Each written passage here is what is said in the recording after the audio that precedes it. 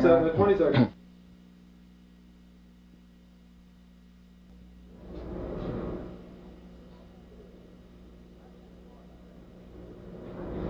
Good evening. I'm Henry Morgenthau, producer of the program you are about to see. It was recorded almost immediately after the much publicized secret meeting between the Attorney General, Robert Kennedy, and a group of leading Negroes invited by author James Baldwin. This program was not planned as a comment on that now historic confrontation on Friday, May 24th. However, I think you will detect a certain emotional spillover from the highly charged atmosphere of the meeting. Mr. Baldwin is interviewed on this occasion by Dr. Kenneth Clark, professor of psychology at the City College of New York. A community leader in his own right, Dr. Clark also took part in the meeting with the Attorney General. One of the significant things about the present revolution of the Negro people in America is maybe the fact that for the first time there is genuine communication between Negroes and whites. Negroes are saying out loud now things which they have long said only to themselves. Probably one of the most articulate, passionate, and clear communicators to the American conscience is my guest, James Baldwin. James Baldwin's name is known throughout America for saying so passionately, so clearly, and with such grace and style what every Negro has long known and has long felt. Welcome, James. It's good to have this opportunity to talk with you and to have you share with us some of your present feelings about our country, America. But before we get into the issues of the day, I'd like to know a little more about you. I've read practically everything that you have written, but I still would like to know something about you, the young man growing up in Harlem, what schools you went to, maybe a little about some of the teachers that you might have come in contact with in Harlem. What a funny question. My mind is someplace else, really. But to think back on it, I was born in Harlem Hospital, you know, and we grew up, the first house I remember was on Park Avenue, which is not the American Park Avenue, or maybe it is the American Park Avenue. Uptown Park Avenue. Uptown Park Avenue, where the railroad tracks are. And we used to play on the roof and in the, I can't call it an alley, but near the river. It was a kind of dump, garbage dump. And that was the first, those were the first scenes I remember. I remember my father had trouble keeping us alive. There were 9 of us. And I was the oldest, so I took care of the kids and dealt with Daddy, whom I understand much better now. Part of his problem was he couldn't feed his kids. But I was a kid and I didn't know that. And he was very religious, very rigid. He kept us together, I must say. And when I look back on it, after all, it was nearly 40 years ago that I was born, I think back of on my growing up and walks that same block today because it's still there. And think of the kids on that block now. I'm aware that something terrible has happened, which is very hard to describe. I am in all but no technical legal fact a Southerner. My father was born in the South. No, my mother was born in the South. And if they had waited, 2 more seconds, I might have been born in the South. But that means that I was raised by a family whose roots were essentially rural and Southern rural, and whose relationship to the church was very direct, because it was the only means they had of expressing their pain and their despair. But 20 years later, the moral authority which was present in the Negro northern community when I was growing up has vanished. And people talk about progress, and I look at Harlem, which I really know. I know it like I know my hand. And it is much worse there today than it was when I was growing up. Would you say this is true of the schools too? It's much worse in the schools. What school did you go to? I went to PS 24, went to PS 139. 139. You know, We Frederick are Douglass. fellow alumni. I Yeah. went to 139. And I didn't like a lot of my teachers, but I had a couple of teachers who were very nice to me. One was a Negro teacher. And I remember, you asked me these questions, so I'm trying to answer you.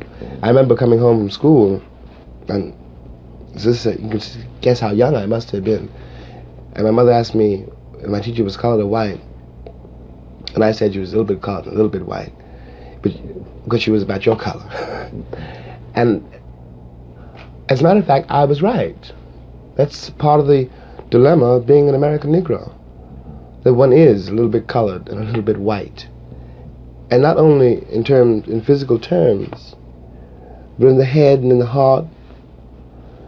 And there are days, this is one of them, when you wonder what your role is in this country and what your future is in it. How precisely you're going to reconcile yourself to your situation here, and how you're going to communicate to the vast, heedless, unthinking, cruel white majority that you are here. And to be here means that you can't be anywhere else. I could, in my own person, leave this country, and I could go to Africa, I could go to China, I could go to Russia, I could go to Cuba, but I'm an American. That is a fact. Yes, Jim. Am I going ahead and... No, this is certainly some of the things that we're after. But as I read your writings and know that you came out of PS 24 and my alma mater, junior high school 139, I see that no one could write with the feeling and with the skill with which you write if you did not get in PS 24 and 139 a certain type of education. Now, I'd like to go back to the point that you made that the Harlem that you knew when you were growing up is not the Harlem now, and see if we can relate this also even to the school. Let's see if we can. It was probably very important for me. I haven't thought about this for a long time, so it was probably very important for me that at the point I was going to PS 24, the only Negro school principal, as far as I know, in the entire history of New York, was the principal. It was a woman named Mrs. Ayer. And she liked me. And in a way, I guess she proved to me that I could, that I didn't have to be entirely defined by my circumstances. Because you know that every Negro child knows what his circumstances are, though he can't articulate them, because he's born into a republic which assures him, in as many ways as it knows how, and has got great force, that he has a certain place and he can never rise above it. And what has happened in Harlem since is that generation has passed away. Mrs. Ayer was a sort of a model, in a sense. She was a proof. Proof. She was the living proof that I was not necessarily what the country said I was. And it is significant, Jim, that we do not have a single Negro principal in the New York public school system today. And it is not because there ain't nobody around who can do it, you know. One's involved in a very curious and a very serious battle, concerning which I think the time is going to be as explicit as one can possibly be. The great victims in this country of the institution called segregation, which is not a Southern custom, but which has been for 100 years a national way of life. The great victims are the white people, the white man's children. Lorraine Hansberry said this afternoon, we were talking about the problem of being a Negro male in this society. Lorraine said that she wasn't too concerned really about Negro manhood, since they had managed to do and to endure and to even transcend some fantastic things. But she was very worried about a civilization which could produce those 5 policemen standing on the Negro woman's neck in Birmingham or wherever it was. And I am too. I'm terrified at the moral apathy, the death of the heart, which is happening in my country. These people have deluded themselves for so long that they really don't think I'm human. I base this on their conduct, not on what they say. And this means that they have become, in themselves, moral monsters. Well, Jim, I can see... That's a terrible indictment. Yes. But I mean every word I say. Well, we are confronted with the racial confrontation in America today. I think the pictures of dogs in the hands of human beings attacking other human beings. In a free country. In a free country. In the middle of the 20th century. This Birmingham is clearly not restricted to Birmingham, as you so eloquently pointed out. What do you think can be done to change, to use your term, the moral fiber of America? I think that one has got to find some way of putting the present administration of this country on the spot. One has got to force somehow from Washington a moral commitment, not to the Negro people, but to the life of this country. It doesn't matter any longer, and I'm speaking for myself, for Jimmy Baldwin, and I think I'm speaking for a great many other Negroes too. It doesn't matter any longer what you do to me. You can put me in jail, you can kill me, but by the time I was 17, you had done everything that you could do to me. The problem now is, how are you going to save yourselves? It was a great shock to me. I want to say this on the air. The Attorney General did not know. You mean the Attorney General of the United States? Mr. Robert Kennedy. Didn't know that I would have trouble convincing my nephew to go to Cuba, for example, to liberate the Cubans in defense of a government which now says it is doing everything it can do, which cannot liberate me. Now there are 20 million people in this country, and you can't put them all in jail. And I know how my nephew feels. I know how I feel. I know how the cats in the barbershop feel. A boy last week who was 16 in San Francisco told me on television, thank God we got him to talk, maybe somebody will start to listen. He said, I got no country, I've got no flag. Now he's only 16 years old. And I couldn't say you do. I don't have any evidence to prove that he does.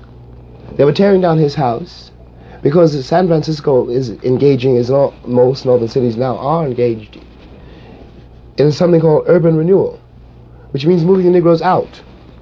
It means Negro removal. That is what it means.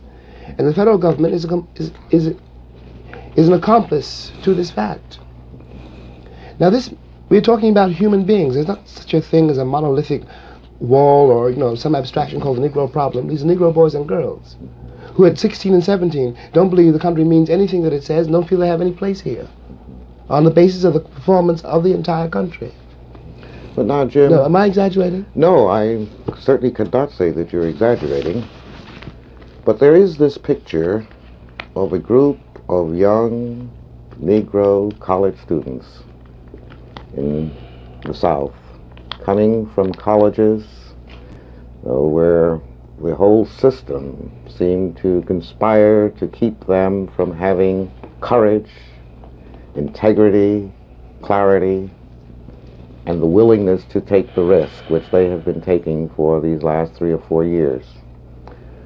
Could you react to the student nonviolent movement which has made such an impact on America, which has affected both Negroes and whites and seemed to have jolted them out of the lethargy of tokenism and moderation? How do you account for this? Yeah. Well, of course, one of the things I think that happened, Ken, really, is that in the first place, the Negro has never been as docile as white Americans wanted to believe. That was a myth. We were not singing and dancing down the levee. We were trying to keep alive. We were trying to survive a very brutal system. The Negro has never been happy in his place. What those kids, first of all, prove, they prove that. They come from a long line of fighters. And what they also prove, I want to get to your point, really. What they also prove is not that the Negro has changed, but that the country has arrived at a place where it can no longer contain the revolt. It can no longer, as it could do once, let's say I was a Negro college president and I needed a new chemistry lab. So I was a Negro leader. I was a Negro leader because the white man said I was. And I came to get the new chemistry lab. Please, sir. And the tacit price I paid for the chemistry lab was to control the people I represented. And now, I can't do that. When the boy said this afternoon, we were talking to a Negro student this afternoon who has been through it all, who's half dead, who's about 25. Jerome Smith.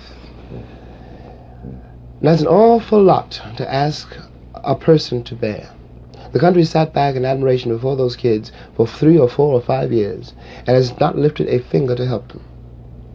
Now, we all knew, I know you knew and I knew too, that a moment was coming when we couldn't guarantee, that no one can guarantee, that he won't reach the breaking point. You know? You can only survive so many beatings, so much humiliation, so much despair, so many broken promises, before something gives.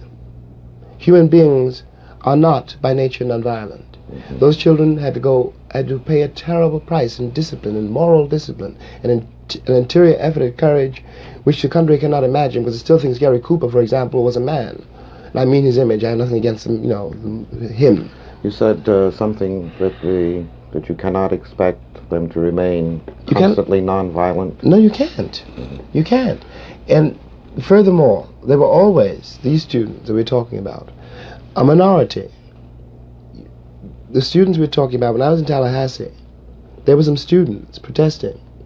But there were many, many, many, many more students who had given up, who were desperate, and whom Malcolm X can reach, for example, much more easily than I can. What do you mean? When Malcolm tells them, in effect, is that they should be proud of being black, and God knows that they should be. And that's a very important thing to hear in a country which assures you you should be ashamed of it. Of course, in order to do this, what he does is destroy a truth and invent a history. What he does is say, you're better because you're black. Well, of course, that isn't true.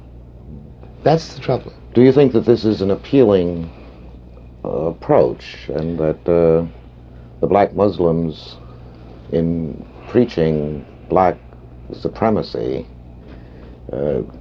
seek to exploit the frustration of the Negro?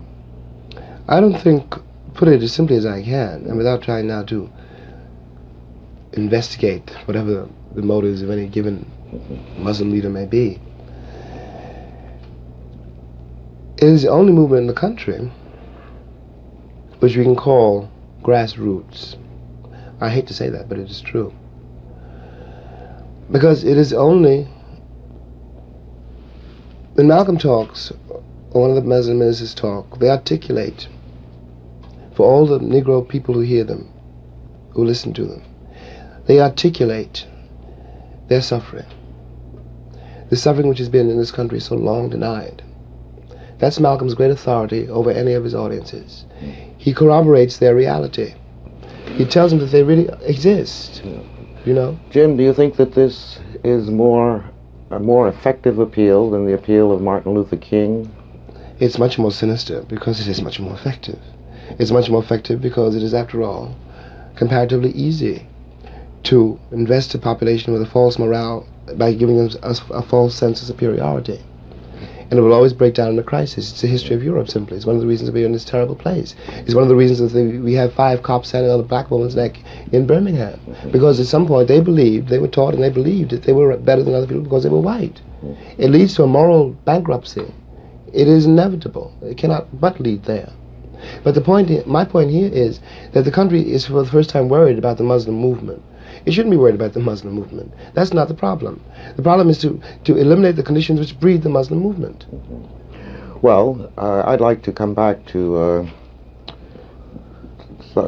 get some of your thoughts about the relationship between Martin Luther King's appeal, that is effectively nonviolence, and his philosophy of disciplined love for the oppressor. Martin. And what do you think what is the relationship between this and the reality of the Negro masses? Well, to leave Martin out of it for a moment, Martin's very rare, very great man. Martin's rare for 2 reasons. Partly because just because he is, and because he's a real Christian, and he really believes in nonviolence. He's arrived at something in himself which permits him, allows him to do it. And he still has great moral authority in the South. He has none whatever in the North.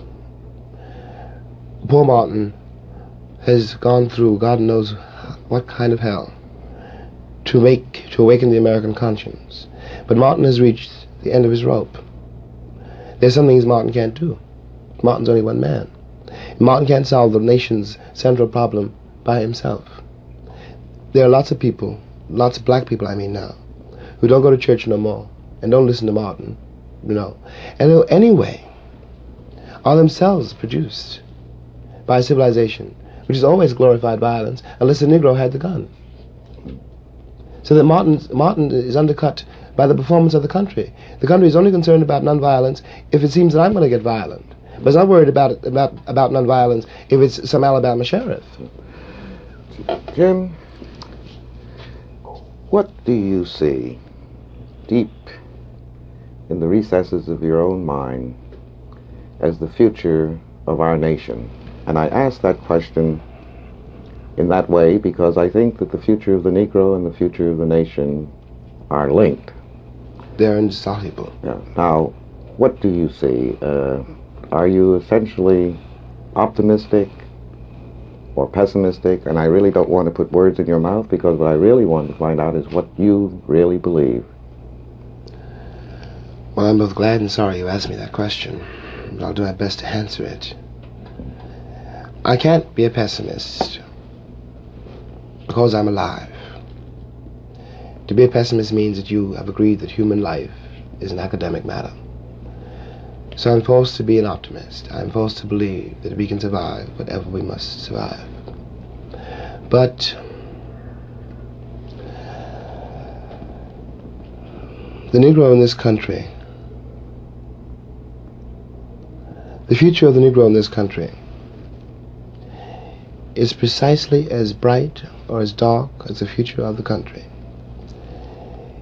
It is entirely up to the American people and our representatives. It is entirely up to the American people whether or not they're going to face and deal with and embrace this stranger whom they maligned so long.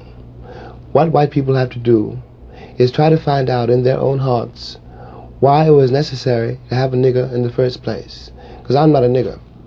I'm a man. But if you think I'm a nigger, it means you need him. And the question you got to ask yourself, the white population of this country has got to ask itself, North and South, because it's one country, and for a Negro, there is no difference in the North and the South. There's just a difference in the way they castrate you. But the fact of the castration is the American fact. If I'm not the nigger here, and you invented him, you the white people invented him, then you got to find out why. Well, and the future of the country depends on that, whether or not it's able to ask that question. as a Negro and as an American, I can only hope that America has the strength and the capacity, the moral strength, to ask and answer that question in affirmative and constructive ways. To face that question. Thank you very much. Thank you, Ken. This conversation with James Baldwin was recorded as part of a National Educational Television Perspectives program, The Negro and the American Promise. The complete program will be broadcast on this station on the evening of Monday, June 24th. It will also include conversations between Kenneth Clark and Malcolm X, the black Muslim leader, James Foreman, Executive Secretary of the Student Nonviolent Coordinating Committee, and the Reverend Dr. Martin Luther King, Jr., President of the Southern Christian Leadership Conference.